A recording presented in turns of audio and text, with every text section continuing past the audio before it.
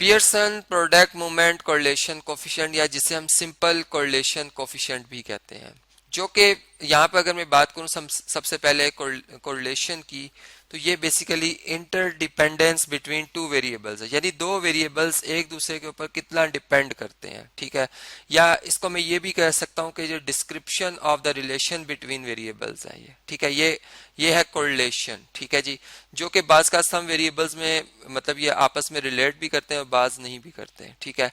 अब correlation coefficient क्या चीज है कि हम ये कह सकते हैं कि एक न्यूमेरिकल मेजर ऑफ स्ट्रेंथ है, ठीक है, जो कि लीनियर रिलेशनशिप जो बिटवीन टू वेरिएबल्स है उसको बताती है कि कितना स्ट्रांग ये रिलेशनशिप है, जिसे हम आर से जाहिर करते हैं, ठीक है। अब आर की जो वैल्यू है वो मैक्सिमम 1 आती है और मिनिमम जो है वो -1 आती है, और या फिर इसके इन बिटवीन रहती है। अब इन डिफरेंट सिचुएशन में जिसमें कि आर की डिफरेंट वैल्यूज आ रही हैं उसको हम देख लेते हैं। जैसे फर्ज करें कि मैं बात करता हूँ परफेक्ट पॉजिटिव कोरिलेशन की, तो ये उस वक्त कहूंगा जब आर की वैल्यू एग्जैक्ट 1 होगी। और इसकी प्रैक्टिकल लाइफ में जो एग्जांपल हो सकती है वो इस तरह से, जैसे हम कहते हैं कि एक कार के वाले से मैं बात करता हूँ कि उसमें जब 1 लीटर पेट्रोल होगा, ठीक है, तो उसमें मतलब वो डिस्टेंस जो तय कर सकती है वो फर्ज कर लें 10 किलोमीटर का है, ठीक है। जब इसमें 2 लीटर पेट्रोल होगा तो फर्ज करें कि वो 20 किलोमीटर तक फासला तय कर सकती है, ठीक है।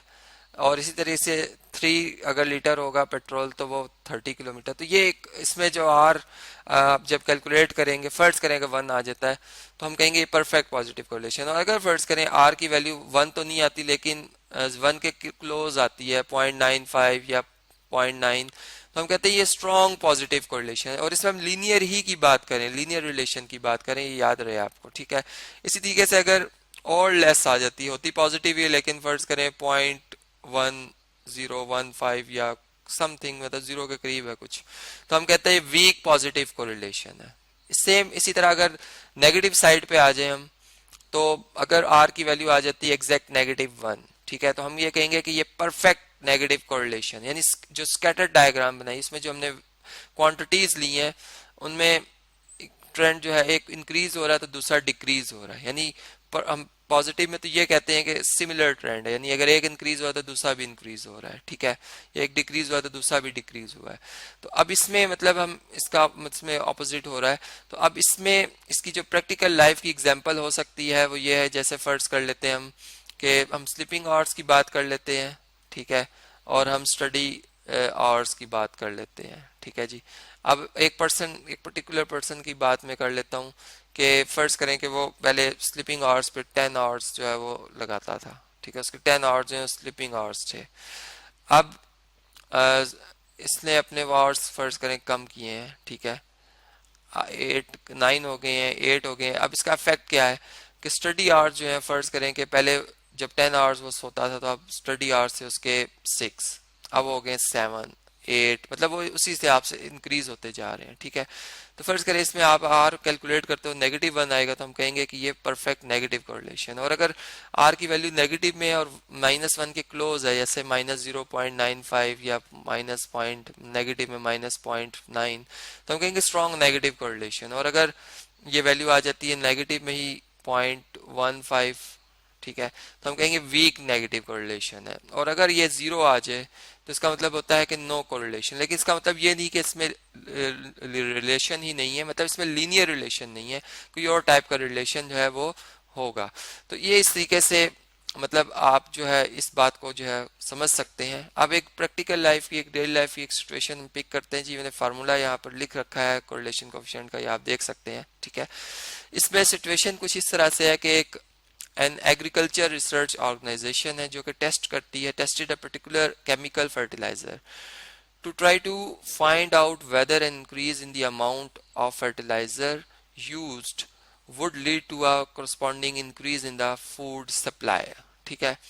अब फर्टिलाइजर जारी बात खाद की मैं बात करूँ, उससे केमिकल यूज किए गए हैं जो कि अब जो फूड है उसकी सप्लाई को इंक्रीज करेंगे, मतलब ज्यादा ज्यादा फूड जो है इनसे पैदा होगा, ठीक है, बनेगा।